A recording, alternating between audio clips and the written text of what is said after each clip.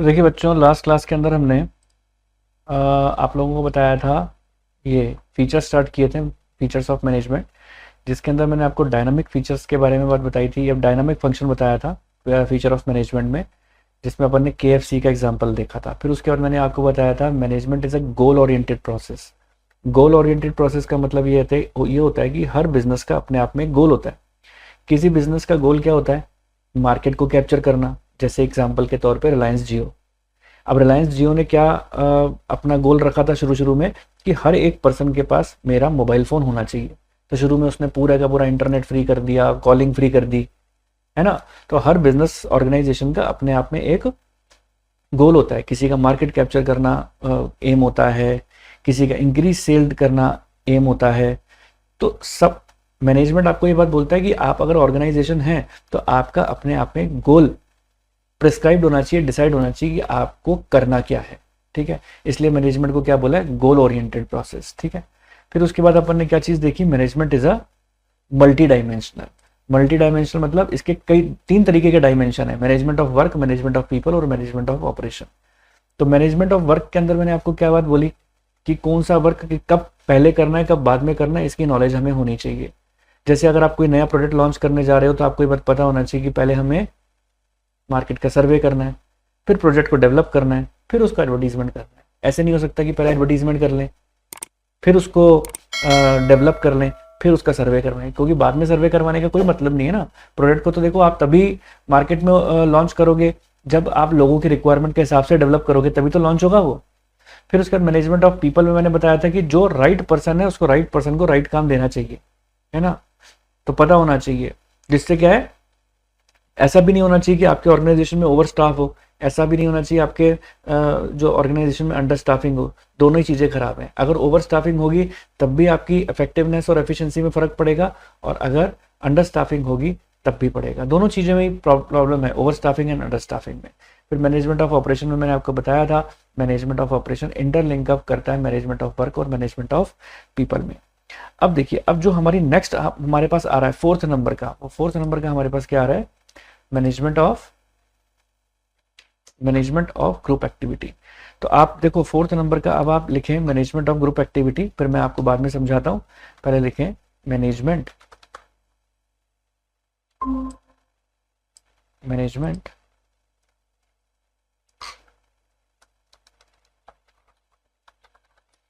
Management of group activity. ठीक है, आगे लिखे management is not one man show.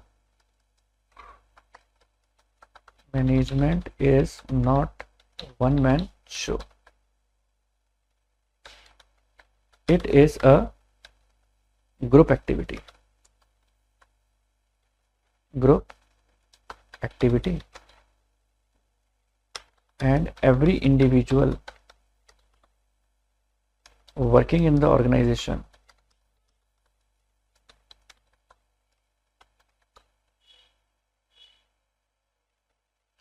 fully knows his responsibility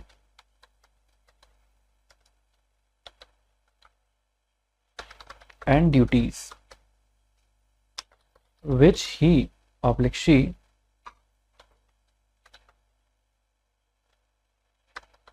is expected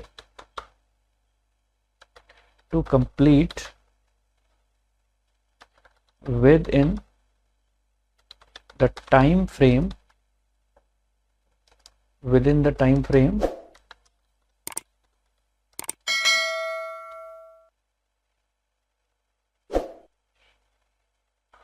allotted।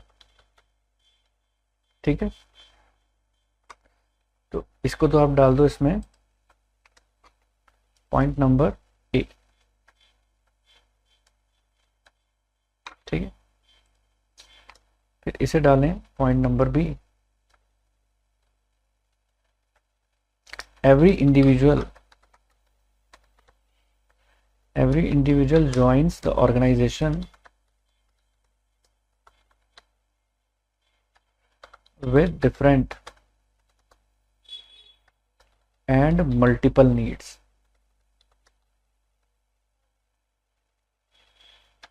Also known as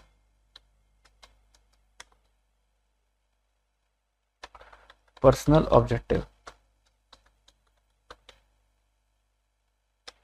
but towards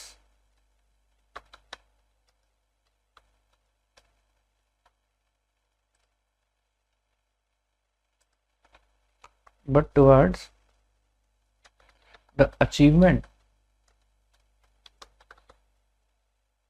of organizational goals. In other words,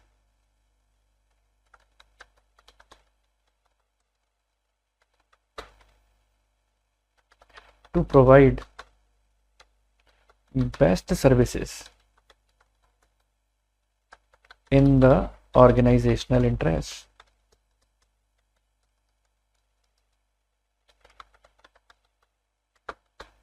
ठीक है जी।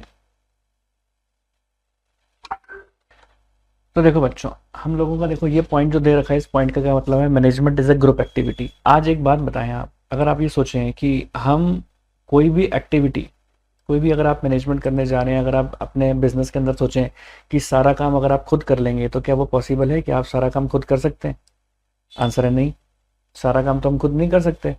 आज एक hospital के अंदर मान के चलिए, अगर कोई डॉक्टर है, अगर वो सोचे कि पूरा पूरा हॉस्पिटल को मैं खुद ही चला लूंगा, क्या वो पूरे हॉस्पिटल को खुद चला सकता है? आंसर है नहीं, वो पूरे हॉस्पिटल को खुद नहीं चला सकता। ठीक है, तो अगर कोई डॉक्टर ये सोचता है कि मैं सारा काम खुद कर दूंगा, तो वो पॉसिबल नहीं है कि वो सारा काम खुद कर ले। वो सोचे कि नर्सिंग स्टाफ वाला काम भी मैं कर लूंगा, ठीक है, कोई अटेंड पेशेंट आएगा तो उससे जो रिसेप्शन वाला काम है, उसका फॉर्म फिल कराने वाला काम भी मैं कर दूंगा, तो वो पॉसिबल नहीं है। तो अब आप सोचो सर कैसे, सर क्या कहना चाह रहे हो? मैंने कहा चलो ठीक है, अगर आपको नहीं समझ में आता है तो आप अपने काम कर सकते हो, आप अपने स्कूल को ही ले सकते हो।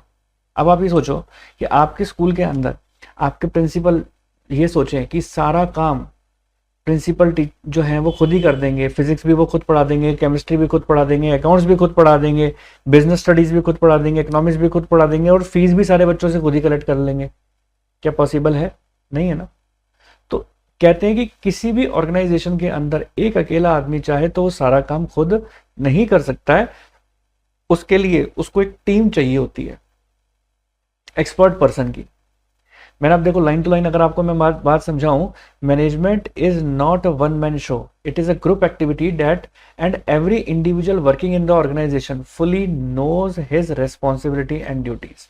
हर एक पर्सन जो काम कर रहा है। अब एक बात बताओ, आप जब अपने स्कूल जाते हो, तो स्कूल जैसे जाते हो, स्कूल में जो बेल बजाने वाली एक वो आंटी जी होती हैं, ठीक है, वो अपनी ड्यूटी पता है उनको कि जैसे 1 घंटा बच जाएगा कि मैं बेल बजाऊंगी, तो आपको पता लग जाएगा पीरियड पूरा हुआ।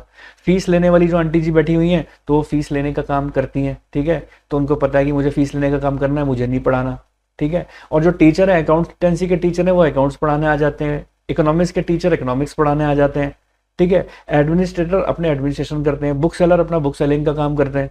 यानी सबके काम स्पेसिफाइड है, सबकी रेस्पॉन्सिबिलिटी स्पेसिफाइड है। इन सबको मिला जुला के ही तो अपनी रेस्पॉन्सिबिलिटी ये सब लोग अपनी निभाते हैं, तभी तो एक ऑर्गेनाइजेशन चलता है, तभी तो कहते हैं कि मैनेजमेंट अच्छा है। तो इसलिए इसको क्या बोला गया है कि ये एक अपने आप में क्या है, एक ग्रुप एक्टिविटी है। एक अकेला पर्सन कभी भी काम नहीं कर सकता, ये क्या है, पूरी एक ग्रुप एक्टिविटी है। तो ग्रुप के हिसाब से अपन चलेंगे, तो ये इंपॉर्टेंट है इसके अंदर अपने आप में क्या है कि ये ग्रुप एक्टिविटी। अब देखिए, अब आगे मैंने इसके बाद क्या लिखवाया है बातों को, उसके बाद देखो, and every individual working in the organisation fully knows his responsibility and duty which he is expected to complete within the time frame allotted. और जिस पर्सन को जो ड्यूटी मिली है, उसको ये बात पता है कि मुझे मेरे टाइम पीरियड में इस ड्यूटी को मुझे पूरा करके जाना है, ठीक है। अगर मान के चलिए फीस कलेक्ट करने वाली जो आंटी जी हैं, उनको बात पता है कि जिन जिन की फीस आई है उनको मुझे कंप्यूटर के ऊपर चढ़ा के जाना है, उसकी एंट्री करके जाना है, बिना एंट्री किए नहीं जाऊंगी, ठीक है। आज स्कूल के अंदर जिसका जो काम स्पेसिफाइड है, उनको पता है कि हमको वो काम पूरा करके जाना है। अब पियोन है, आखिर में उसको बात पता है कि स्कूल जब बंद होने जाएगा, जब स्कूल बंद करेंगे, ओवर हो जाएगा सारा टाइम, तो मुझे सारे क्लासरूम की लाइट्स ऑफ है कि नहीं है देख के जाना है। तो क्योंकि उसका काम स्पेसिफाइड है। अब फीस लेने वाली आंटी जी थोड़ा देखने जाएंगी कि मेरे हर कमरे की बत्ती ऑफ है कि नहीं है, कि जरा देख कर आऊं मैं। उनका काम स्पेसिफाइड है, उनको पता है मुझे फीस का काम देखना है, उनको पता है कि मुझे जो है अपना जो पियोन से लिंकअप जितना भी काम स्पेसिफाइड है वो मुझे पूरा करना है। फिर पॉइंट नंबर बी में क्या बताया, एवरी इंडिविजुअल, क्या मैंने बात बोली है, every individual joins the organisation with the different and multiple needs. जो भी इंडिविजुअल देखो ज्वाइन करते हैं ऑर्गेनाइजेशन को, सबके अपने अपने मल्टीपल नीड्स होते हैं, ठीक है। अब आप एक बात बताओ, अगर कोई भी टीचर अगर स्कूल में काम करने आता है, ठीक है, अकाउंटेंसी के टीचर आएंगे, फ्री में थोड़ा आ रहे हैं, यूं ही आ रहे हैं, मजा आ रहा है उनको पढ़ाने के लिए, इस तरह थोड़ा आए हैं, कमाने के लिए आए हैं, ठीक है, उनको भी अपनी सैलरी चाहिए, ठीक है ना, सैलरी चाहिए उनको भी अपनी। आज मान लो अगर फीस वाले लेने वाली आंटी जी भी जब वहां पे काम कर रही है फ्री में, यूं ही तो काम नहीं कर रही, उनको भी किस लिए चाहिए, उनका ऑब्जेक्टिव पूरा होना चाहिए। इसी तरीके से ऑर्गेनाइजेशन के अंदर कोई भी पर्सन अगर अब ज्वाइन करता है तो उसके पीछे उसका कोई ना कोई ऑब्जेक्टिव होता है, तो वो उसका पर्सनल ऑब्जेक्टिव पूरा होना चाहिए। अगर उसका पर्सनल ऑब्जेक्टिव पूरा नहीं होता, मान के चलिए ऑफिस आप गए और आपको सैलरी नहीं मिल रही, तो आप ऑफिस जाके आपका मन करेगा काम करने का, नहीं करेगा। तो यही चीज यहां पर है, every individual join the organisation with different and multiple needs known as personal objective. उनके पर्सनल ऑब्जेक्टिव पूरे होने चाहिए, but towards the achievement of organisational goals, ठीक है। अब फीस लेने वाली आंटी जी क्या काम करती हैं कि 10 बच्चों की फीस आती है ना, उसमें से एक बच्चे की फीस अपनी जेब में डाल देती है। अब उससे तो क्या हो जाएगा, स्कूल को नुकसान हो जाएगा। उनके दिमाग में आई अपना काम बनता भाड़ में जाए जनता है। अगर ऐसी फीलिंग आ गई तो क्या होगा, ऑर्गेनाइजेशन चल पाएगा क्या, नहीं चल पाएगा। आंटी जी के दिमाग में क्या है, आंटी जी के दिमाग में ये है कि मेरे को काम अपनी ऑनेस्टी से करना है, मुझे मेरी लेकिन सैलरी ऑन टाइम मिल जानी चाहिए, मैं काम ऑनेस्टी से करूंगी, जो जिस बच्चे की फीस आएगी वो पूरी की पूरी स्कूल के अकाउंट में चढ़ाऊंगी, लेकिन अपनी जेब में मेरे पैसे नहीं जाएंगे, लेकिन मुझे मेरी सैलरी भी प्रॉपर टाइम पे मिलनी चाहिए। यानी पर्सनल ऑब्जेक्टिव पूरा होना चाहिए, लेकिन उसके साथ साथ अचीवमेंट ऑफ ऑर्गेनाइजेशनल गोल्स भी चाहिए। ऐसा नहीं कि ऑर्गेनाइजेशन के गोल तो गए भाड़ में साहब और मेरा तो काम बन रहा है ना, ठीक है, मुझे क्या मतलब है, ऐसा नहीं होना चाहिए, ठीक है। अब मान लो स्कूल का टीचर आए, स्कूल का टीचर बोले मुझे तो सैलरी मिलती है ना, बच्चे पास हो फेल हो उससे क्या मतलब, नहीं। स्कूल के जो अकाउंट्स का टीचर है, चाहे बिजनेस स्टडीज का या इकोनॉमिक्स का, उनकी क्या रिस्पॉन्सिबिलिटी है, हर बच्चे को अच्छे से अच्छा पढ़ाएं, लेकिन उनकी सैलरी भी प्रॉपर मिलनी चाहिए। यानी अपनी रेस्पॉन्सिबिलिटी पहचाननी है। In other words to provide best services in the organisational interest. तो एक ये ग्रुप एक्टिविटी क्या बात बोलती है कि मैनेजमेंट अच्छा तभी कहलाया जाएगा जब वहां के एम्प्लॉइज जो हैं वो बेस्ट एक्टिविटी में काम करेंगे, ऑर्गेनाइजेशनल इंटरेस्ट में काम करेंगे, मिलजुल के काम करेंगे, कॉपरेशन से काम करेंगे। एक अकेला पर्सन कभी भी अच्छा मैनेजमेंट नहीं कर सकता, क्योंकि एक अकेला पर्सन के बस की बात नहीं होती। अकेला डॉक्टर सोचेगा मैं पूरा हॉस्पिटल चला लूंगा, अकेली प्रिंसिपल सोचेगी मैं पूरा जो है स्कूल चला लूंगी, तो वो पॉसिबल नहीं हो सकता। एक पूरे ऑर्गेनाइजेशन को मैनेज करने के लिए, चलाने के लिए ग्रुप एक्टिविटी चाहिए होती है। तो चलिए बच्चों, अब हमारा 5th नंबर का पॉइंट देखिए, आप 5th नंबर का पॉइंट लिखो, management is an intangible force. तो लिखें management is an intangible force, ठीक है, management is an intangible force. आगे लिखें management can not be seen, management can not be seen, ठीक है।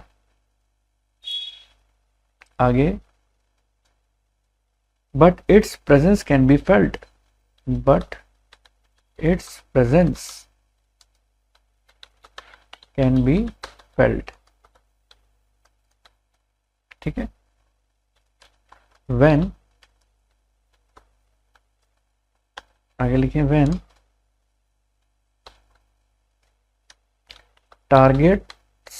when targets are achieved according to plans, employees are happy and satisfied, and there is orderliness instead of chaos,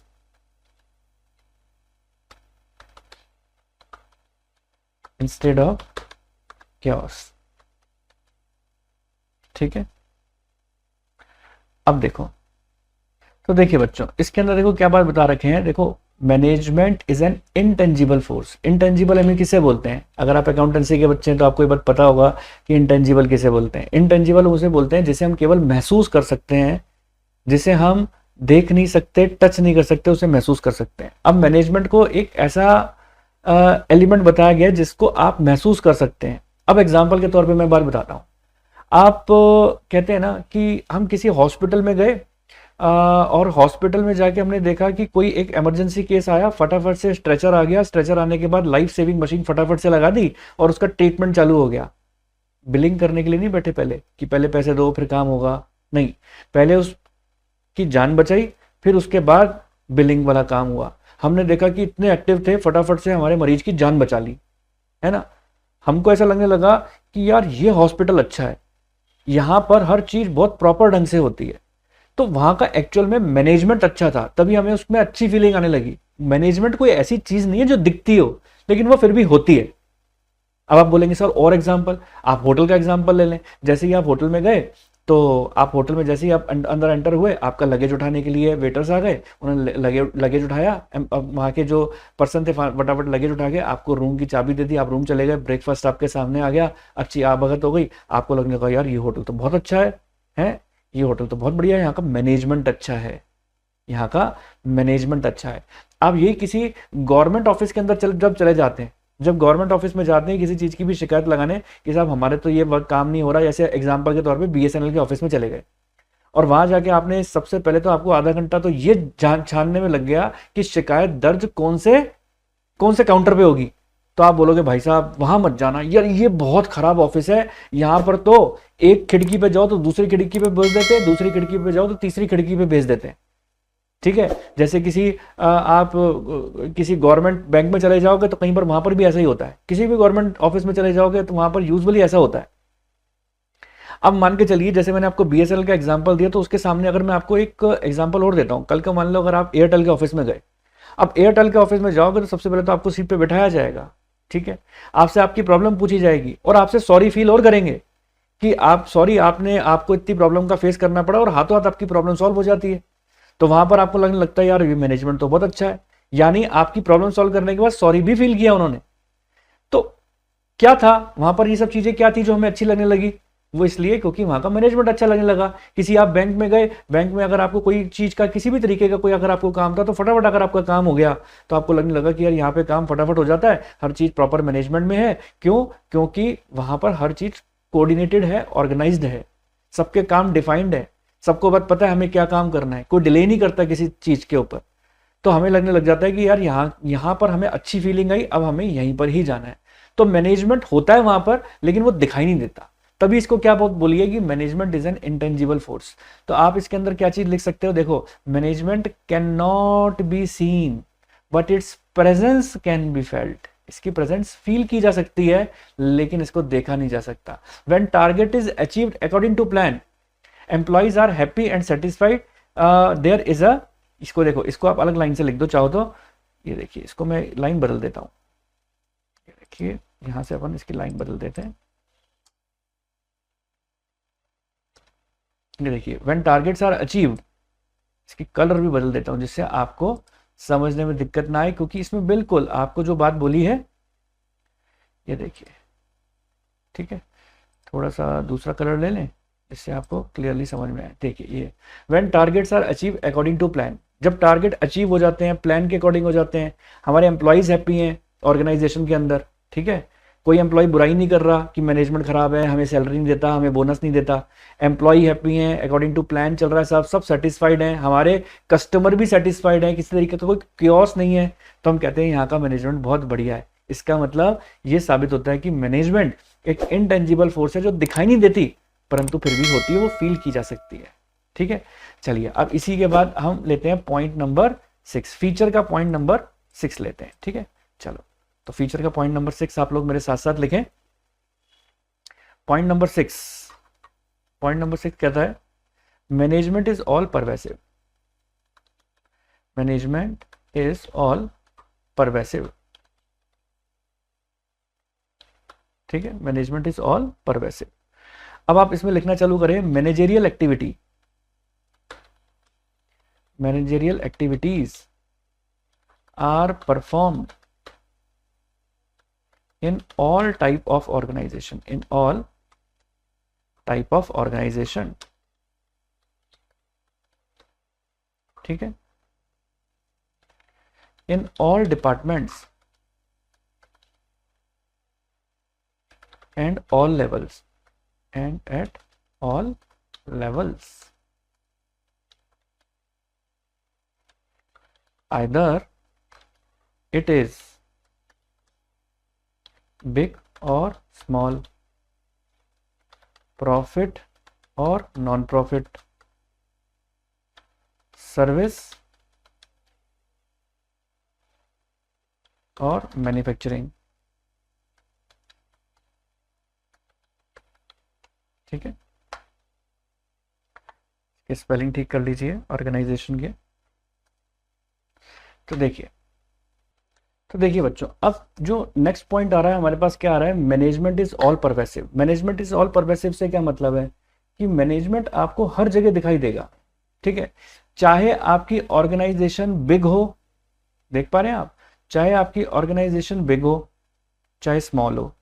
ठीक है, चाहे आपकी organisation manufacturing हो, चाहे profit motive के लिए हो, चाहे नॉन प्रॉफिट मोटिव के लिए हो, चाहे एजुकेशनल हो, ठीक है, चाहे सोशल हो, किसी भी तरीके की ऑर्गेनाइजेशन हो, इवन चाहे आपका घर भी क्यों ना हो, हर जगह देखा जाए तो मैनेजमेंट होता है. परवेसिव का मतलब क्या होता है, एवरीवेयर. जो चीज हर जगह होती है, एवरीवेयर होती है, उसे अपन क्या बात बोलते हैं कि ये सब क्या है, परवेसिव है.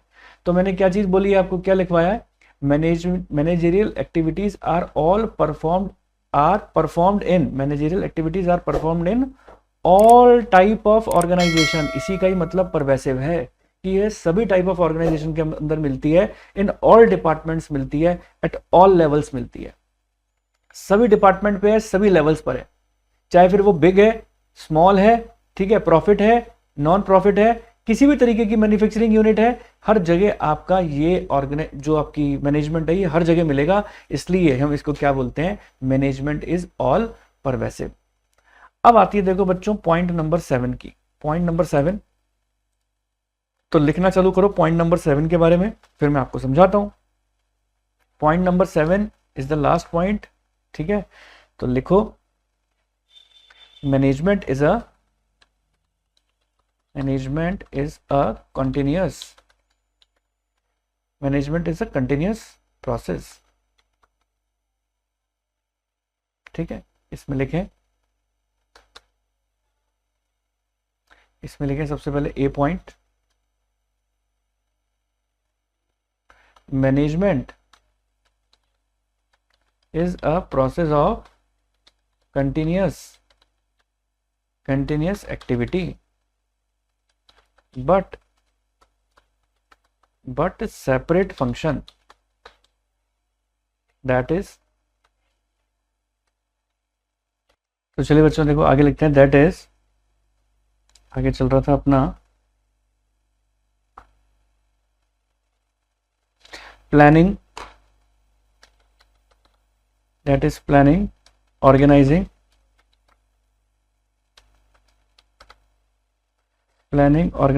staffing,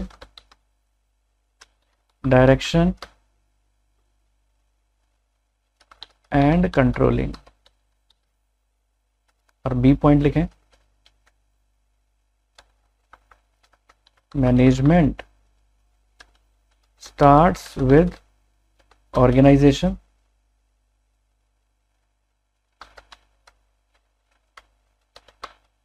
and ends with organization. ठीक है, तो देखो बच्चों हम लोग इसके अंदर देखो क्या बात समझेंगे कि जो प्लानिंग है जो मैनेजमेंट है, मैनेजमेंट को हमने क्या बात बोली है कि मैनेजमेंट अपने आप में कंटिन्यूअस प्रोसेस है. ऐसा नहीं है कि मैनेजमेंट अगर आज हमने किया तो कल बंद हो जाएगा, एक दिन मैनेजमेंट होगा दूसरे दिन नहीं होगा. ये कोई इवेंट नहीं है, कोई सेलिब्रेशन नहीं है कि आज होगा कल नहीं होगा.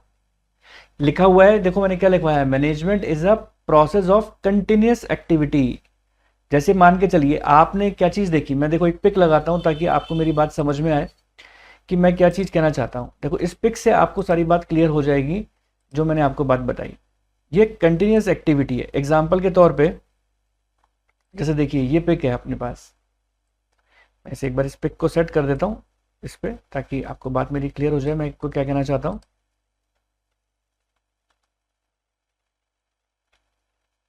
ये देखिए इसमें क्या लिखा है, जैसे इस पिक को अगर आप समझते हैं तो इस पिक के अंदर लिखा है, आप ध्यान से देखिएगा, इस पिक के अंदर लिखा है कि ये देखो, मैं जूम कर दूं तो देखो ये लिखा है कि पहले प्लानिंग होता है, जो ये सारे फंक्शंस ऑफ मैनेजमेंट है जो मैंने आपको शुरू में भी समझाए थे, ठीक है, ये सारे फंक्शन ऑफ मैनेजमेंट है। तो फंक्शन ऑफ मैनेजमेंट क्या बात बोलते हैं आपको, ये देखिए दिखाई दे रहा है ना आपको, ये फंक्शन ऑफ मैनेजमेंट बोलते हैं। प्लानिंग होता है सबसे पहले, मैनेजमेंट फंक्शन कंटिन्यूस क्यों है, सबसे पहले आप प्लानिंग करोगे, प्लानिंग के बाद फिर ऑर्गेनाइजिंग होगा, ऑर्गेनाइजिंग के बाद स्टाफिंग होगा, स्टाफिंग के बाद डायरेक्शन होगा, डायरेक्शन के बाद कंट्रोलिंग होगा, कंट्रोलिंग के बाद फिर से प्लानिंग स्टार्ट हो जाएगी, प्लानिंग के बाद फिर से ऑर्गेनाइजिंग होगी, फिर से स्टाफिंग, फिर से डायरेक्शन, फिर से कंट्रोलिंग, और ये प्रोसेस कंटिन्यूसली आपका चलता चला जाएगा। ये नेवर एंडिंग प्रोसेस होता है, ठीक है। ये कोई एक ऐसी एक्टिविटी नहीं है जो आज हुई, आज मैनेजमेंट हुआ कल नहीं हुआ। आप किसी हॉस्पिटल में जाते हैं, वहां का अच्छा मैनेजमेंट आज भी होगा, उसका अच्छा मैनेजमेंट कल भी होगा, और उसके अगले दिन भी रहेगा, और कंटिन्यूसली चलेगा। अगर आज आप प्लानिंग कर रहे हैं किसी भी चीज की, फिर ऑर्गेनाइजिंग कर रहे हैं, फिर स्टाफिंग कर रहे हैं, फिर डायरेक्शन कर रहे हैं, फिर कंट्रोलिंग कर रहे हैं, फिर उसके बाद ये एक्टिविटी फिर से स्टार्ट हो जाएगी। तो मैनेजमेंट को क्या बोला है, management is a continuous process, management is a process of continuous activity but separate function. Separate function कौन कौन से हैं, प्लानिंग के बारे में अगर मैं बात करता हूं, planning, organising, staffing, direction and controlling, ठीक है, लेकिन इसके फंक्शन सेपरेट सेपरेट है। याद रखना, मैनेजमेंट इन सारे फंक्शन से मिलके ही मैनेजमेंट बनता है। Management start with the organisation and ends with the organisation, ठीक है। मैनेजमेंट की स्टार्टिंग किससे होती है, मैनेज पूरा ऑर्गेनाइजेशन ही तो ये इन सारे फंक्शन को मैनेज करेगा, और एंड भी ऑर्गेनाइजेशन के ऊपर ही होगा। तो ये एक स्लोगन बोला गया है कि मैनेजमेंट जो है एक कंटिन्यूस एक्टिविटी है, एक कंटिन्यूस प्रोसेस है। अब कई बच्चे मुझे बोलते हैं सर एक बात बताओ, मैंने कहा हाँ बोलो सर, एक बात बताओ सर, ये सारे फीचर्स हमें याद कैसे रहेंगे, मैंने कहा कोई दिक्कत नहीं है, मैं इसके सीक्रेट कोड आपको लिखवाऊंगा। तो लिखो features of management secret code, features of management, features of management secret codes, ठीक है। तो ये सारे फीचर्स थे, आपने कितने फीचर्स देखे इसके, 7 फीचर्स देखे हैं टोटल, है ना। तो 7 के 7 फीचर्स के आपको सीक्रेट कोड्स बता देता हूं, ठीक है। फीचर्स ऑफ मैनेजमेंट के सीक्रेट कोड्स हैं ये, तो लिखो, लिखो इसके secret code, dad, DAD, dad got my, dad got my Gmail ID, dad को जीमेल आईडी पता लग गई, dad got my Gmail ID, password change, sir जोरदार कोड दिया आपने तो, पासवर्ड चेंज, ये हमेशा याद रहेगा, ये तो हम करते ही हैं। Dad got my Gmail ID, password change. D पकड़ लो, डी फॉर हमारा हो जाएगा डायनामिक, डायनामिक वाला, ठीक है। डी से क्या हो जाएगा, डी फॉर डायनामिक। दिखाऊं कहां पे पढ़ा था, देखो डायनामिक, ये दिखाता हूं, देखो आपको, आपने यहां पर पढ़ा था डायनामिक फंक्शन, दिख गया। फिर dad got my Gmail ID, अब गॉट माई जीमेल आईडी का जी पकड़ लो, जी। अब इससे क्या करोगे आप, गोल ओरिएंटेड, इससे क्या आ जाएगा, गोल ओरिएंटेड। अब आपको याद करने में भी दिक्कत नहीं आएगी, तो आपको पता ही है, आपने गोल ओरिएंटेड पढ़ा था। डैड गॉट माई, माई के एम से क्या हो जाएगा, multi dimensional, multi dimensional, multi dimensional हो जाएगा, ठीक है। Dad got my Gmail ID, ठीक है। जीमेल, जीमेल का जी, जी हो जाएगा हमारा ग्रुप एक्टिविटी, इससे क्या हो जाएगा, group, G for group activity, ठीक है। आईडी के आई से हो जाएगा आपका इंटेंजिबल फोर्स, ठीक है। आईडी के आई से क्या हो जाएगा, इंटेंजिबल फोर्स, ठीक है, that got my Gmail ID password change. अब पासवर्ड के पी से क्या हो जाएगा, परवेसिव, पी से क्या हो जाएगा, परवेसिव। परवेसिव का मतलब समझते हो ना, जो हर जगह एप्लीकेबल होता है, ठीक है। पासवर्ड चेंज के सी से हो जाएगा हमारा क्या, कंटिन्यूस। चेंज के सी से क्या हो जाएगा, कंटिन्यूस। तो ये सारे के सारे 7 के 7 फीचर्स आपके इस सीक्रेट कोड से हो जाएंगे। 7 फीचर्स आपके कंप्लीट हैं।